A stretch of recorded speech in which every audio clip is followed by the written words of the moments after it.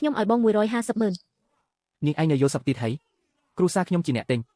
ទោះនឹងកៅអីខ្ញុំជាអ្នកធ្វើម្ហូបការនេះខ្ញុំជាអ្នករកបាននាងឯងជាស្អីគ្រាន់តែជាចុងភៅម្នាក់ដែលរើសសម្រាមក៏អាចធ្វើម្ហូបបានដែរនាងឯងចង់បាន150,000ពីខ្ញុំមែនហើយគេសរសើរបន្តិចស្មានតែខ្លួនឯងជាចុងភៅធំមែនទែនសាច់ផាត់របស់នាងឯងដាំទុនខ្ពស់យ៉ាងហ្នឹងសូម្បីតែឆ្កែក៏ធ្វើបានល្អជាងនាងឯងដែរខ្ញុំឈ្មោះចេនយ៉ាង3ឆ្នាំមុនឪពុកខ្ញុំជំពាក់បំណុលគេខ្ញុំក៏តាមពូខ្ញុំមកធ្វើការនៅជនបទនិយាយគ្នាថាបើខ្ញុំរកលុយបាននឹងចែកគ្នាស្មើហើយបំណុលឪពុកខ្ញុំក៏សងទាំងអស់តែឆ្នាំនេះជាឆ្នាំទី3ឆ្នាំហើយមិនទាន់ឃើញលុយ1រៀលទេចាំចប់ការងារនេះខ្ញុំនឹងទៅសួរពូខ្ញុំឲ្យច្បាស់ទោះជាយ៉ាងណាគាត់ជាពូបង្កើតមិនគួរណាមកបោកប្រាស់ខ្ញុំទេសាច់នេះឆ្ងាញ់ណាស់រលីក្នុងមាត់តែម្ដងនៅហាងខាងក្រៅរកញ៉ាំមិនបានទេច្បាស់ណាស់នេះជាស្នាដៃរបស់ចេនយ៉ាងបងអូនប្រុសសាច់ផាត់នេះឯងជាអ្នកធ្វើមែនទេបាទគឺខ្ញុំជាអ្នកធ្វើរសជាតិល្អណាស់ឪពុកខ្ញុំគាត់រើសចំណេញណាស់គាត់ចូលចិត្តរសជាតិបែបនេះរសជាតិបែបនេះគាត់ប្រកាសជាចូលចិត្តខ្ញុំប្រាប់លោកចុះខ្ញុំរៀនពីឪពុកខ្ញុំតាំងពីតូចអរគុណលោកប្រធានណាស់ដែលបានមកជួយលោកប្រធានម្ហូបការរបស់ពួកយើងរសជាតិល្អណាស់ថែមទាំងរៀបចំបានល្អទៀតខែក្រោយឪពុកខ្ញុំអាយុ80ឆ្នាំចង់ឲ្យអ្នកទៅជួយរៀបចំ50តូតើអ្នកមានពេលទេមានលោកប្រធានកុំបារម្ភទុកលើខ្ញុំចុះធានាថាធ្វើឲ្យបានល្អបំផុតល្អណាស់អញ្ចឹងសម្រេចតាមនឹងចុះខ្ញុំសុំលាសិនហើយតាកែនេះលុយកក់50,000យកទៅខ្ញុំទៅជូនលោកប្រធានសិនថ្ងៃនេះបាន20,000បូករួមទាំងលើកមុនទៀត3ឆ្នាំនេះយ៉ាងហោចណាស់ក៏បាន300,000ដែរតាមការសន្យាចែកគ្នាពាក់កណ្ដាលខ្ញុំត្រូវទទួលបាន150,000បានមកពីណា150,000អញស្គាល់ពាក្យថាដើមទុនទេបញ្ជីខ្ញុំក៏ទុកទាំងអស់ដល់ការចំណាយចេញដល់ការចំណាយចេញអញគិតថាស្នាដៃអញមានតម្លៃណាស់មែនទេបើគ្មានខ្ញុំអញគ្រាន់តែជាអ្នកសុំទានទេហើយនាងឯងធ្វើម្ហូបអីដែរគ្រាន់តែសាច់មួយមុខគ្រឿងផ្សំអស់ច្រើនជាងគេទៅទៀតនោះជាលុយរបស់ដាហៃទេចេញយ៉ាងអញគួរតែឆ្លុះកញ្ចក់មើលខ្លួនអញផងពិតជាយកស្នាដៃរបស់ឪពុកឯងមកធ្វើជាកេរមរតកមែនទេបើឪពុកឯងមានសមត្ថភាពមែនក៏មិនធ្វើជាឆ្កែឲ្យគេមួយជីវិតដែរសូម្បីតែលុយព្យាបាលជើងម្ដាយឯងក៏រកមិនបានផង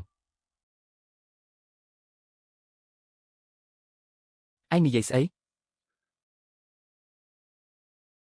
ឯងនិយាយម្ដងទៀតមើលយ៉ាងឈប់ទៅឯងឈួតហើយមែនទេ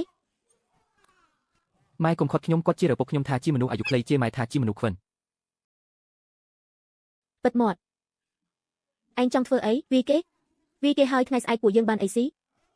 អូចង់វាខ្ញុំមែនទេមកវាត្រង់នេះមក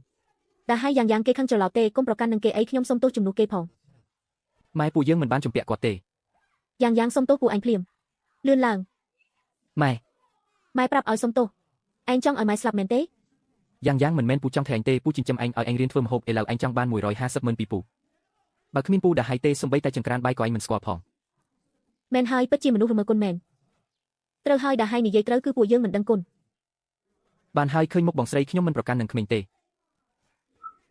នេះលុយ500យកទៅបងដាហៃបងពិតជាអស្ចារ្យណាស់យ៉ាងកុំបន្ទោសម៉ែអីបើគ្មានគាត់ពួកយើងបានអីស៊ីបានអីផឹកឯងគ្រាន់តែជាអ្នកជួយការងារគេប៉ុណ្ណោះម៉ែខ្ញុំមិនធ្វើការឲ្យគាត់ទៀតទេខ្ញុំចង់ធ្វើខ្លួនឯងខ្ញុំមានស្នាដៃមិនជឿថាគ្មានគាត់ខ្ញុំរកស៊ីមិនបានទេយ៉ាងថ្ងៃស្អែកឯងទៅទិញបារីល្អពីដើមទៅសុំទោសពួកឯងទៅម៉ែខ្ញុំប្រាប់ហើយថាខ្ញុំមិនទៅទេមិនទៅបានការងារអីធ្វើឯងគិតថាការរកស៊ីវាងាយស្រួលណាស់មែនទេ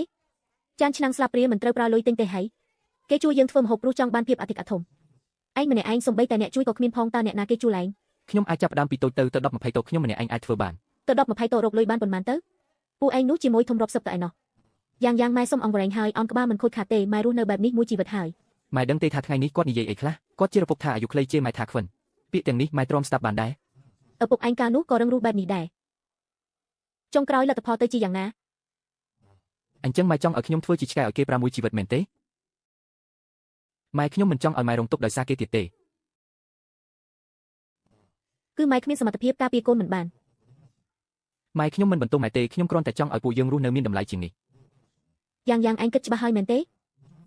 គិតច្បាស់ហើយខ្ញុំមានស្នាដៃពុកការនោះគាត់ជួយពូធ្វើឲ្យល្បីយ៉ាងម៉េចខ្ញុំក៏អាចធ្វើបានដូចគ្នាកូនល្អនេះជាលុយដែលម៉ែសន្សំទុកឲ្យឯងការប្រពន្ធ4500កងដៃនេះក៏អាចលក់បាន2-300ដែរម៉ែកងដៃនេះម៉ែពាក់អស់មួយជីវិតហើយពាក់មួយជីវិតហើយយ៉ាងម៉េចតាមទុននេះឯងត្រូវតែយកទៅបូករួមទាំងលុយខ្ញុំសន្សំបាន2000ជាងទៀតគ្រប់គ្រាន់ហើយម៉ែថ្ងៃក្រោយខ្ញុំនឹងទិញកងដៃថ្មីឲ្យម៉ែល្អជាងនេះ10 ដងចៅដាហៃពួកយើងចាំមើលគ្នាទៅផឹកអស់បងដាហៃលើថាចេញយ៉ាងក្មួយបងចេញទៅធ្វើខ្លួនឯងហើយមែនទេធ្វើខ្លួនឯងទុកឲ្យគេធ្វើទៅតែស្នាដៃក្មេងនោះពិតជាមិនធម្មតាទេមួយចាស់នៅក្នុងភូមិនិងក្រៅភូមិសុទ្ធតែរកគេធ្វើម្ហូបឲ្យបងមិនខ្លាចថ្ងៃក្រោយគេញ៉ាំសាំនឹងរសជាតិគេហើយមិនរកបងទេហីស្នាដៃចេញយ៉ាងមានស្នាដៃស្អីទៅ នោះសុទ្ធតែជាគ្រឿងផ្សំដែលខ្ញុំទិញឲ្យទេទោះជាយកឆ្កែទៅធ្វើក៏បានរសជាតិបែបហ្នឹងដែរអញ្ចឹងបងមិនខ្លាចគេដណ្ដើមមួយបងទេហីខ្លាចស្អីខ្ញុំគ្រាន់តែប្រើដង្ខាងក៏អាចកំចាត់ក្មេងនោះបានដែរប្រាប់ពួកឯងចុះទំនាក់ទំនងរបស់ខ្ញុំជាមួយលោកប្រធានល្អណាស់ខួបកំណើតឪពុកគាត់50តោគាត់ចាត់តាំងឲ្យក្រុមខ្ញុំជាអ្នករៀបចំពួកឯងនិយាយមើលនៅក្នុងភូមិនេះអ្នកណាហ៊ានមិនស្ដាប់បង្គាប់ខ្ញុំដរាបណាមានខ្ញុំនៅក្នុងភូមិនេះចេញយ៉ាងកុំសង្ឃឹមថារកស៊ីបានឲ្យសោះលោកតាកែរៀបចំរួចរាល់ហើយល្អណាស់ផឹកមួយកែវទៅបងដាហើយឬមួយពួកយើងទៅផ្ទះចេញយ៉ាងមើលតើចង្ក្រានបាយគេទៅជាយ៉ាងណាហើយ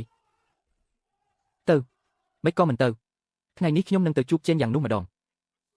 ផឹកទៅ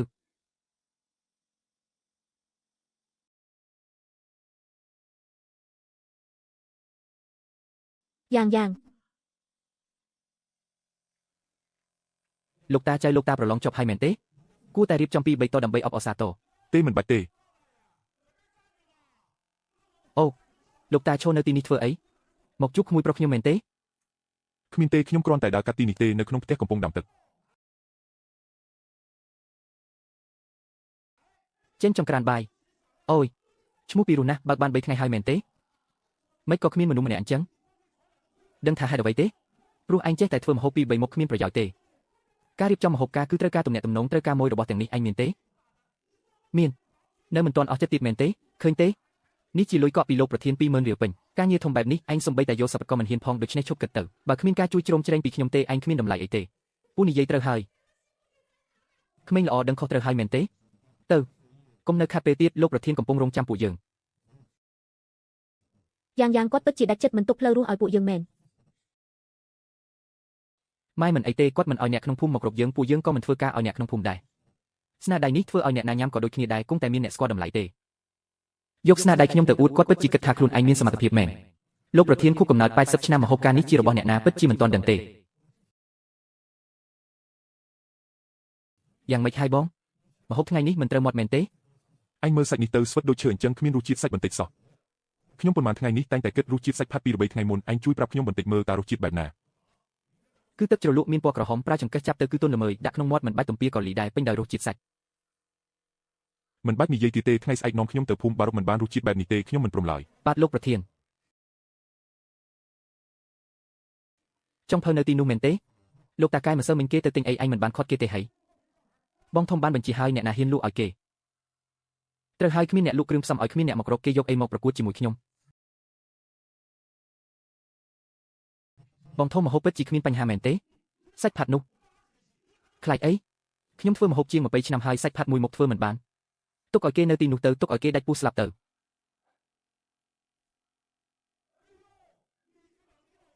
អូលោកប្រធានលោកតាមិនក៏អញ្ជើញមកតអញ្ចឹងលោកតាមុខម្ហូបថ្ងៃនេះសុទ្ធតែរបស់ល្អ លើកមុននៅផ្ទះមេភូមិមានសាច់ផាត់មួយមុខអ្នកណាជាអ្នកធ្វើ នោះជាមុខម្ហូបប្រចាំហាងខ្ញុំគឺធ្វើឡើងជាពិសេសលោកតាកុំបារម្ភអី ខ្ញុំសួរថាអ្នកណាជាអ្នកធ្វើមនុស្សណែណា លោកប្រធានអ្នកធ្វើសាច់ផាត់នោះឈ្មោះចេញយ៉ាងតាគេនៅទីនេះទេ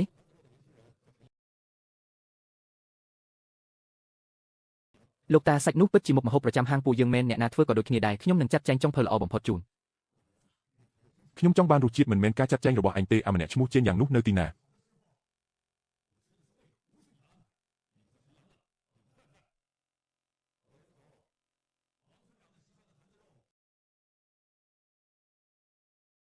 ជីក្តីអញឈួតហើយមែនទេលោកម្ចាស់ជៀនអញ្ជើញចុងភៅមិនមែនអ្នកសុំទានទេជីក្តីបែបនេះមិនខ្មាស់គេទេ នេះវាថោកទាបពេកហើយផ្ទះណាគេធ្វើបុណ្យការប្រើរណ្ដៅដីធ្វើម្ហូបទៅ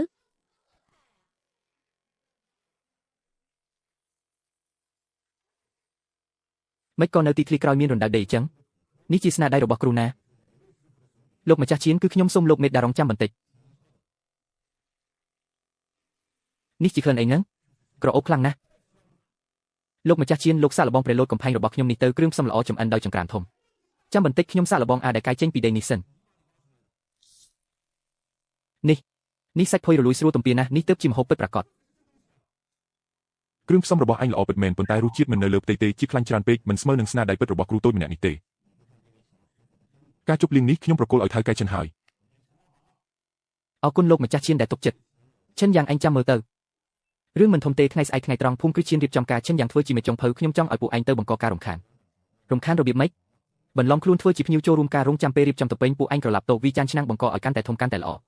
ធ្វើឲ្យលោកម្ចាស់ឈានខ្មាស់គេធ្វើឲ្យស្លាកយីហោរបស់ឈិនយ៉ាងត្រូវខ្ទេចខ្ទីពិតមែនទេសម្រាប់ការងារហើយនឹងមានចំណែកពាក់កណ្ដាលទៀតខ្ញុំចង់ឲ្យអ្នកស្រុកដឹងថាពិធីការដែលឈិនយ៉ាងរៀបចំវាថោកទាបកម្រិតណាព្រមព្រៀងធានាថានឹងធ្វើឲ្យពិធីការនោះក្លាយជាពិធីបុណ្យសពឈិនយ៉ាងខ្ញុំមានដំណឹងមិនល្អហើយដំណឹងអី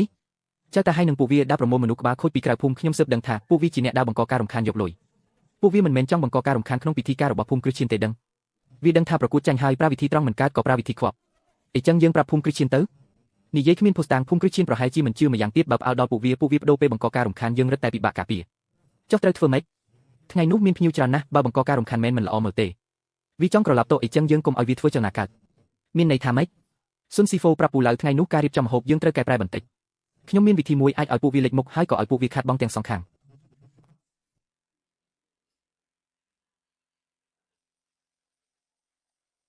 ឈិនយ៉ាងមនុស្សមកជុំគ្នាហើយ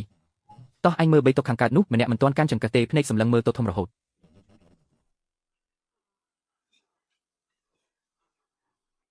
ចាំមើលសញ្ញាដៃខ្ញុំពេលម្ហូបធំឡើងតោខ្ញុំទម្លាក់កែភ្លាមពួកឯងធ្វើសកម្មភាពភ្លាមក្រឡាប់តោវិចានឆ្នាំងកាន់តែវឹកវរកាន់តែល្អ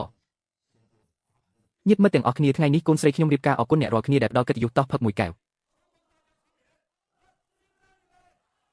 ត្រៀមឡើងម្ហូបពិសេសឡានដឹកម្ហូបដើរតាមផ្លូវដែលខ្ញុំប្រាប់ត្រៀមខ្លួនរួចរាល់ហើយ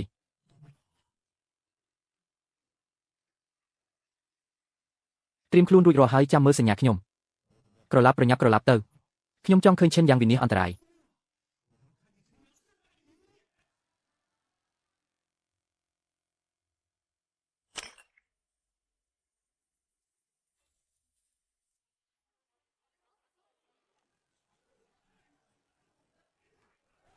មានរឿងអីហ្នឹងជិះចេញឡើងម្ហូបហើយលោកអង្គុយឲ្យស្រួលបន្តិចទៅ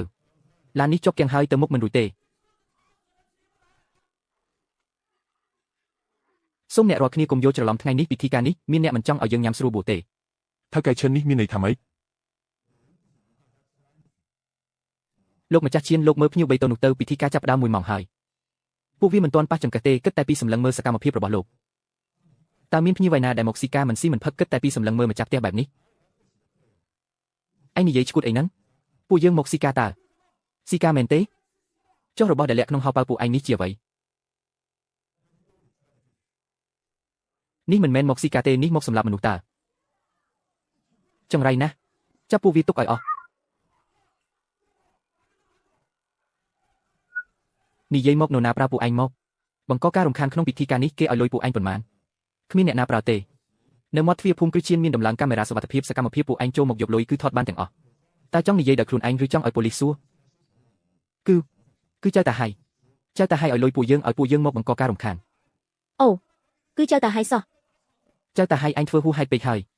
ពូឡៅផ្សាយដំណឹងទៅចាប់ពីថ្ងៃនេះទៅសមាគមអាជីវករក្នុងភូមិគ្មានអ្នកណាត្រូវធ្វើចំនួនជាមួយចៅតាហៃទៀតទេមនុស្សចិត្តខ្មៅបែបនេះភូមិយើងមិនស្វាគមន៍ទេលោកម្ចាស់ឈានធ្វើឲ្យលោកភ្ញាក់ផ្អើលហើយគឺខ្ញុំការពារមិនបានល្អម្ហូបពិសេសចិត្តរួចរាល់ហើយពិធីការបន្តទៀត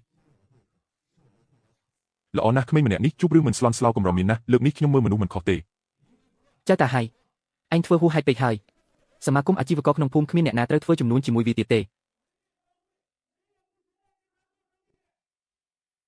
បងធំរឿងភូមិគ្រឹះឈានល្បីពេញភូមិហើយលោកជួមនុស្សទៅបង្កការរំខានធ្វើឲ្យយើងបាក់មុខអស់ហើយល្បីអីទៅសុទ្ធតែជាអាឈិនយ៉ាងរៀបចំផែនការធ្វើបាបខ្ញុំធ្វើបាបអីភស្តុតាងនៅទីនោះទាំងអស់លោកនៅប្រកែកទៀត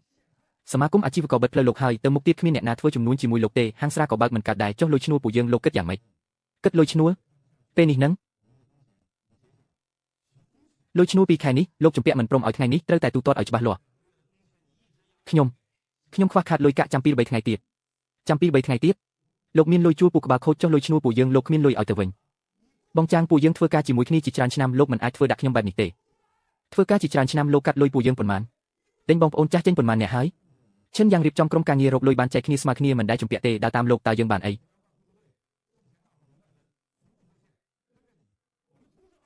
ថៅកែឈិនពួកយើងដើរចេញពីចៅតាហៃហើយឬគេឈ្មោះលោកល្អចង់សួរថាក្រុមការងារលោកនៅខ្វះមនុស្សទេ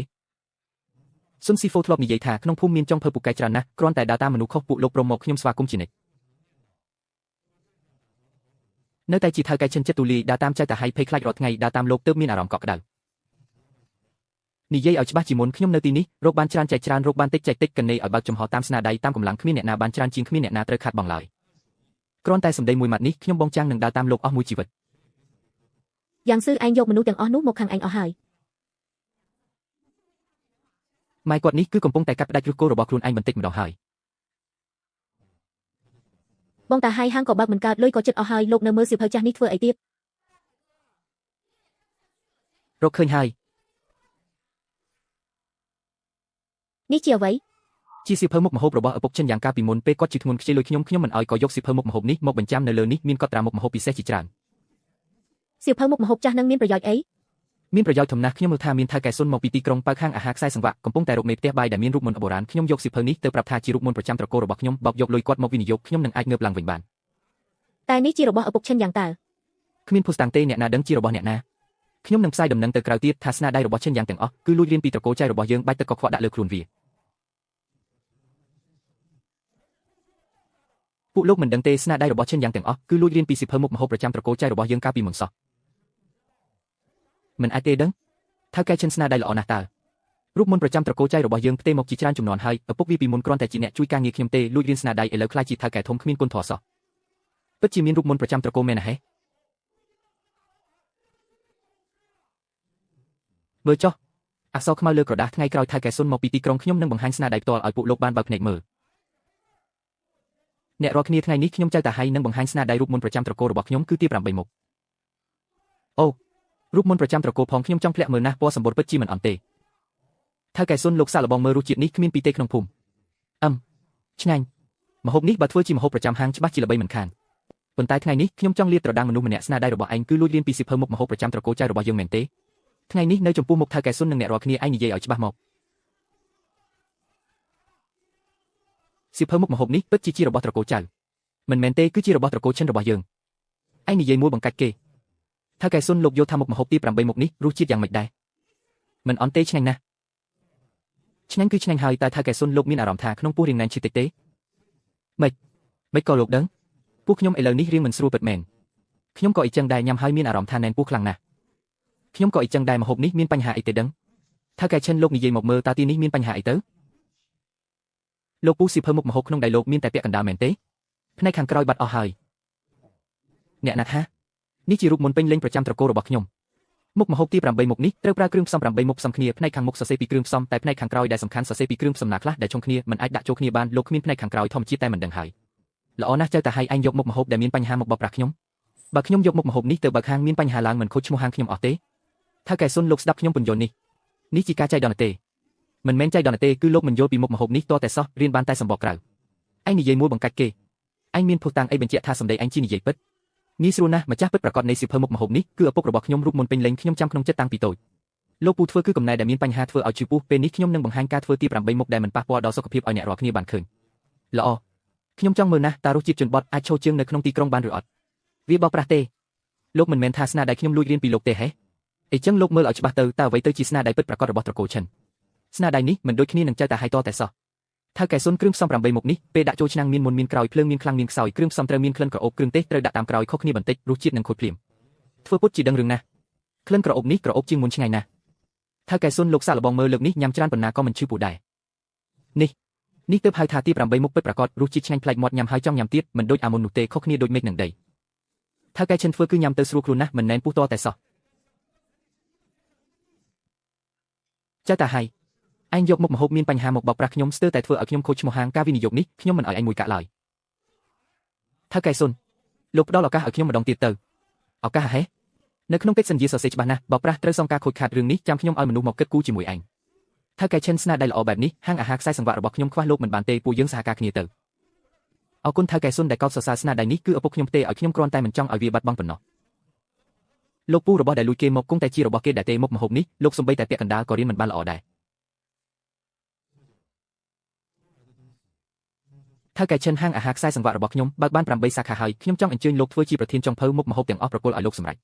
ថៅកែសុនអរគុណដែលទុកចិត្តតែខ្ញុំមានលក្ខខណ្ឌមួយលោកនិយាយមកចុងភៅក្នុងក្រុមការងាររបស់ខ្ញុំត្រូវតែទៅជាមួយខ្ញុំស្នាដៃពួកគេមិនអន់ជាងខ្ញុំទេដើរតាមចៅតាហៃរងទុកច្រើនហើយខ្ញុំមិនអាចចោលពួកគេបានទេរឿងនេះមានអីពិបាកចុងភៅល្អកាន់តែច្រើនកាន់តែល្អនាំទៅទាំងអស់ទៅយ៉ាងស៊ឺពួកយើងត្រូវទៅទីក្រុងពិតមែនហេ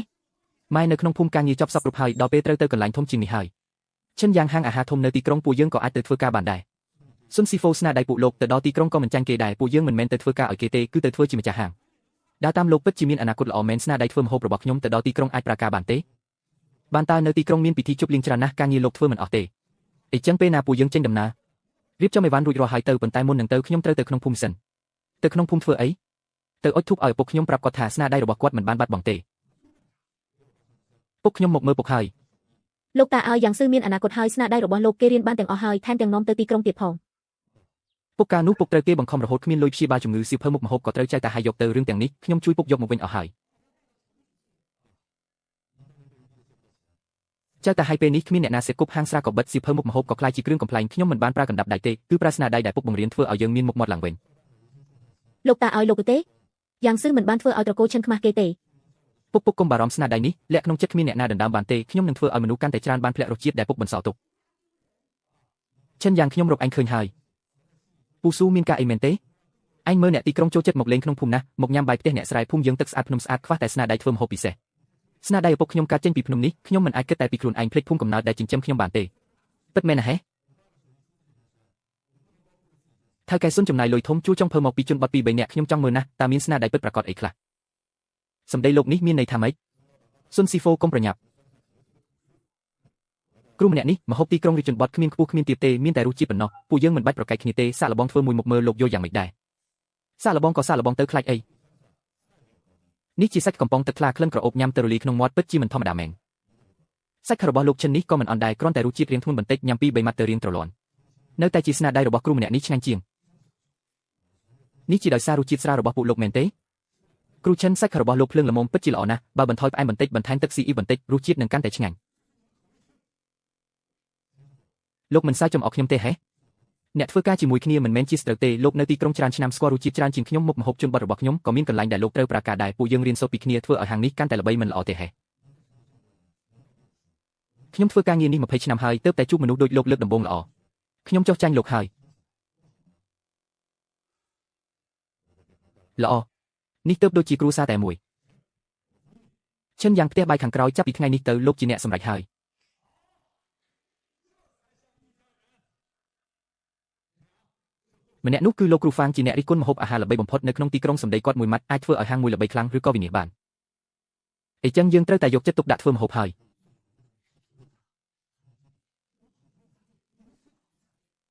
ម្ហូបនេះគឺលោកជាអ្នកធ្វើមែនទេបាទគឺខ្ញុំលោកគ្រូហ្វាងមានការណែនាំអីខ្លះខ្ញុំញ៉ាំម្ហូបនៅក្នុងទីក្រុងនេះច្រើនណាស់និយាយទៅស្នាដៃប្រហាក់ប្រហែលគ្នាញ៉ាំទៅរៀងត្រលាន់តែម្ហូបរបស់លោកមានរបស់ម្យ៉ាងដែលប្លែកលោកគ្រូហ្វាងសរសើរពេកហើយស្នាដៃនេះលោកបានរៀនពីគ្រូណាមិនបានរៀនពីគ្រូល្បីណាទេគឺឪពុកខ្ញុំបង្រៀនគាត់ជាចុងភៅធ្វើម្ហូបតាមពិធីការនៅជនបទចុងភៅជនបទមែនទេលោកគ្រូហ្វាងម្ហូបរបស់គ្រូល្បីគឺផ្ដោតលើភាពប្រណិតតែឪពុកខ្ញុំបង្រៀនថាម្ហូបគឺធ្វើឲ្យមនុស្សញ៉ាំត្រូវតែធ្វើឲ្យគេញ៉ាំទៅមានអារម្មណ៍កក់ក្ដៅឬស្គាល់នៃម្ហូបនេះគឺនៅក្នុងដីខ្ញុំសរសេររិះគន់ម្ហូប20ឆ្នាំហើយហាងកាន់តែច្រើនម្ហូបកាន់តែស្មុគស្មាញតែបាត់បង់ព្រលឹងអស់ហើយសម្ដីលោកនេះនិយាយត្រូវចិត្តខ្ញុំណាស់លោកគ្រូហ្វាងខ្ញុំមានគំនិតមួយមិនដឹងថាគួរនិយាយឬអត់និយាយមកអ្នកទីក្រុងញ៉ាំម្ហូបឆ្ងាញ់ច្រើនហើយតាមពិតទៅអ្វីដែលពួកគេនឹកនាបំផុតគឺរសជាតិម្ហូបផ្ទះកាលពីក្មេងខ្ញុំចង់យកមុខម្ហូបជនបទវិធីបុរាណមកធ្វើនៅក្នុងទីក្រុងធ្វើជាម្ហូបប្រចាំហាងឲ្យគ្រប់គ្នាមិនត្រឹមតែបានញ៉ាំរសជាតិប្លែកថែមទាំងបាននឹកឃើញរឿងចាស់ទៀតផងគំនិតនេះល្អណាស់ឥឡូវនេះគ្រប់គ្នាកំពុងតែប្រកួតប្រជែងភាពប្រណិតខ្វះតែអ្នកដែលងាកមកមើលរបស់បុរាណបែបនេះបើលោកគ្រូហ្វាងយល់ព្រមខ្ញុំចង់អញ្ជើញលោកមកភ្លាក់រសជាតិម្ហូបជនបទរបស់ខ្ញុំថាល្អឬមិនល្អលោកជាអ្នកសម្រេចល្អខ្ញុំចង់មើលណាស់តើរសជាតិជនបទអាចឈរជើងនៅក្នុងទីក្រុងបានឬអត់មន់នេះគឺដុតដោយឈូងមែនទេបាទនៅទីក្រុងគ្មានចង្ក្រានដីទេខ្ញុំឲ្យគេធ្វើរណ្ដៅឈូងនៅក្រោយហាងវិធីបុរាណតែរសជាតិពិតត្រូវហើយគឺរសជាតិនេះហើយនេះជាក្លិនផ្សែងភ្លើងដែលរកទិញមិនបានទេសាច់នេះថត់តែមិនត្រលាន់រលាយក្នុងមាត់នេះជារូបមន្តរបស់ឪពុកលោកមែនទេបាទឪពុកខ្ញុំធ្វើអស់មួយជីវិតគឺពឹងផ្អែកលើមុខម្ហូបនេះដើម្បីឈរជើងនៅក្នុងភូមិថៅកែឈិនខ្ញុំញ៉ាំម្ហូប20ឆ្នាំហើយថ្ងៃនេះគឺជារសជាតិដែលធ្វើឲ្យខ្ញុំនឹកឃើញរសជាតិម្ហូបផ្ទះកាលពីក្មេងបំផុតឈិនយ៉ាងគ្រប់គ្នាកំពុងតែសរសើរលោកហើយ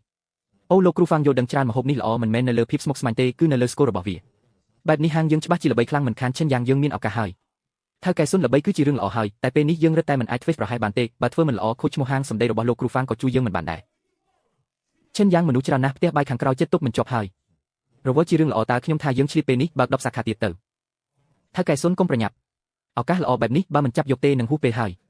បើកសាខាលឿនពេកចុងភៅធ្វើមិនទាន់រសជាតិមិនអាចធានាបាននឹងខូចឈ្មោះហាងទាំងអស់គំនិតលោកគឺរៀបចំផ្ទះបាយដែលមានស្រាប់ឲ្យល្អសិនខ្ញុំនឹងរៀបចំវគ្គបណ្ដុះបណ្ដាលប្រគល់ឲ្យចុងភៅតាមសាខានីមួយនៅតែជាលោកគិតបានល្អល្អន់ចាំទុកសាច់ត្រូវជ្រើសរើសសាច់3ជាន់ភ្លើងត្រូវប្រើភ្លើងល្មមគ្រឿងទេសត្រូវប្រើសាណៃខ្វះមួយមុខរសជាតិនឹងមិនត្រូវភ្លាម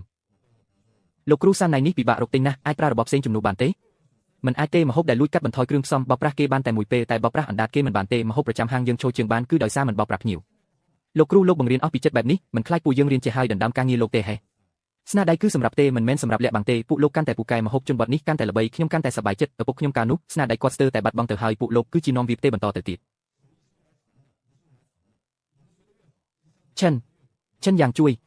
ខ្ញុំផងហាងស្រាខ្ញុំខាត់អស់ហើយលុយសងការខូចខាតក៏ធ្វើឲ្យខ្ញុំវិនិច្ឆ័យដែរផ្ទះត្រូវលក់អស់ហើយពេលនេះខ្ញុំគ្មានសល់អ្វីទាំងអស់លោកមករកខ្ញុំគឺចង់សុំលុយមែនទេខ្ញុំចង់ធ្វើការជាមួយលោកទោះបីជាឲ្យខ្ញុំជួយការងារបន្តិចបន្តួចលាងចានក៏បានដែរចិនយ៉ាងវាធ្លាប់ធ្វើបាបលោកច្រើនដងណាស់ក្រឡាប់តូបបង្កការរំខានលួចសៀវភៅមុខម្ហូបឪពុកលោកមិនអាចចិត្តទន់បានទេចិនយ៉ាងខ្ញុំពិតជាសុំទោសលោកសុំទោសឪពុកលោកខ្ញុំខុសហើយសុំលោកផ្ដល់ឱកាសឲ្យខ្ញុំផងលោកពូកានោះឪពុកខ្ញុំជាធ្ងន់សុំខ្ចីលុយលោកមិនត្រឹមតែមិនជួយថែមទាំងយកសៀវភៅមុខម្ហូបគាត់ទៅទៀតរឿងនេះខ្ញុំចាំអស់មួយជីវិតខ្ញុំដឹងហើយតែម៉ែខ្ញុំធ្លាប់និយាយគាត់តែងតែនិយាយថាអ្នកធ្វើម្ហូបចិត្តត្រូវទូលាយភ្លើងចង្ក្រានទៅខ្លាំងខ្ញុំអាចផ្ដល់ឱកាសឲ្យលោកបានតែមានលក្ខខណ្ឌ3យ៉ាងទី1ត្រូវចាប់ផ្ដើមពីការងារលាងចានថោកទាបបំផុតរកលុយដោយកម្លាំងផ្ទាល់ទី2មិនត្រូវមានគំនិតអាក្រក់ទៀតទេទី3ត្រូវសងលុយឈ្នួលដែលលោកជំពាក់បងប្អូនកាលពីមុនឲ្យអស់ខ្ញុំព្រមទាំងអស់ចិនយ៉ាងលោកព្រមលើកលែងឲ្យវាដោយងាយបែបនេះហ៎ស៊ុនស៊ីហ្វូខ្ញុំលើកលែងឲ្យគាត់មិនមែនដោយសារគាត់សមនឹងទទួលបានទេគឺខ្ញុំមិនចង់រស់នៅក្នុងការគុំគួនអស់មួយជីវិតចិនយ៉ាងលោកពិតជានាំអាជីវកម្មទីក្រុងមកបើកនៅក្នុងភូមិវិញមែនហ៎ពូស៊ូខ្ញុំធ្លាប់សន្យាជាមួយលោកហើយពេលខ្ញុំជោគជ័យខ្ញុំនឹងត្រឡប់មកជួយភូមិវិញយ៉ាងស៊ឺភូមិយើងកាលពីមុនមានតែមនុស្សចាក់ចេញឥឡូវនេះមានមនុស្សទីក្រុងមកលេងច្រើនណាស់បែបភ្នំនៅតែជាភ្នំដែរទឹកនៅតែជាទឹកដែរអ្វីដែលផ្លាស់ប្ដូរគឺរសជាតិនិងភាពកក់ក្ដៅរបស់ភូមិយើងបងចិនខ្ញុំមើលថាភូមិយើងបើកហាងអាហារជនបទខ្ញុំត្រឡប់មកវិញហើយនៅខ្វះមនុស្សទេអាគ្រប់ត្រឡប់មកវិញចំពេលល្អណាស់ហាងទើបតែបើកពិតជាខ្វះមនុស្សជួយមែនខ្ញុំធ្លាប់ធ្វើជាអ្នកបម្រើនៅក្រៅពី3ឆ្នាំលើកម្ហូបទទួលភ្ញៀវគឺដឹងទាំងអស់ល្អណាស់បទពិសោធន៍នេះមានប្រយោជន៍ហើយថ្ងៃក្រោយនៅក្នុងភូមិមានផ្លូវរកលុយច្រើនណាស់មិនបាច់ទៅឆ្ងាយទៀតទេចិនយ៉ាងចាប់តាំងពីហាងអាហារជនបទនេះបើកមកក្មេងដែលទៅធ្វើការនៅក្រៅត្រឡប់មកវិញម្ដងម្នាក់ហើយពូស៊ូហាងមួយមិនអាចចិញ្ចឹមមនុស្សពេញភូមិបានទេខ្ញុំមានគំនិតចង់ក្រុងផលិតផលកសិកម្មនិងស្នាដៃបុរាណទាំងអស់ក្នុងភូមិបញ្ចូលគ្នាធ្វើជាខ្សែសង្វាក់តែមួយភ្ញៀវមកលេងមានទាំងកន្លែងញ៉ាំកន្លែងទិញកន្លែងលេងបែបនេះភូមិយើងពិតជាមានសង្ឃឹមហើយពុកមើលចុះភ្នំមួយនេះបង្កើតឡើងមិនត្រឹមតែជារសជាតិទេគឺវាជាផ្លូវរស់នៅរបស់មនុស្សពេញមួយភូមិចិនយ៉ាងពីហាងតូចមួយនៅក្នុងភូមិទៅដល់ទីក្រុងឥឡូវនេះត្រឡប់មកបើកអាជីវកម្មក្នុងភូមិវិញដំណើរនេះពិតជាធ្វើឲ្យខ្ញុំបើកភ្នែកមើលមែនខ្ញុំសរសេររិះគន់ម្ហូបអស់មួយជីវិតថ្ងៃនេះទើបតែយល់ច្បាស់រសជាតិល្អពិតប្រាកដមិនមែននៅក្នុងហាងប្រណិតទេគឺនៅលើទឹកដីដែលចិញ្ចឹមមនុស្សនេះឯងលោកទាំងពីរនិយាយលើហើយទាំងអស់នេះសុទ្ធតែជាស្គលដែលឪពុកខ្ញុំបន្សល់ទុកចិនយ៉ាងថ្ងៃនេះទិដ្ឋភាពបែបនេះខ្ញុំមិនដែលគិតដល់សោះក្នុងជីវិតនេះលោកពូពេលនេះលោកធ្វើការដោយស្មោះត្រង់ល្អជាងការប្រើល្បិចកកាលពីមុនឆ្ងាយណាស់មែនហើយស្នាដៃនេះបោកប្រាស់គេមិនបានទេខ្ញុំឆ្លងកាត់ច្រើនទើបតែយល់ពីការពិតនេះគិតទៅការនោះពួកយើងត្រូវចៅតែឲ្យធ្វើបាបរហូតងើបក្បាលមិនរួចអ្នកណាទៅគិតថាមានថ្ងៃនេះទាំងអស់នេះគឺពឹងផ្អែកលើឈិនយ៉ាងគាត់ជាមនុស្សត្រង់ស្នាដៃល្អដើរតាមគាត់មិនខុសទេតោះពួកយើងលើកកែវជូនពូឈិនយ៉ាងមួយកែវគឺគាត់ដែលធ្វើឲ្យភូមិយើងរស់ឡើងវិញពូមីងបងប្អូនទាំងអស់គ្នាកែវនេះខ្ញុំត្រូវជូនពូអ្នករាល់គ្នាវិញទេម្នាក់ឯងមិនអាចរៀបចំពិធីការបានទេរឹតតែមិនអាចធ្វើឲ្យភូមិរស់ឡើងវិញបានដែរគឺសារតែមានអ្នករាល់គ្នាទើបមានថ្ងៃនេះលោកតាឲ្យលោកឃើញទេយ៉ាងស៊ឺមិនត្រឹមតែផ្ទេរស្នាដៃបន្តទេថែមទាំងចង់ចិត្តមនុស្សពេញមួយភូមិបញ្ចូលគ្នាទៀតផងពិធីការនេះមិនទាន់ចប់ទេថ្ងៃខាងមុខភ្លើងចង្ក្រានរបស់យើងនឹងកាន់តែខ្លាំងឡើង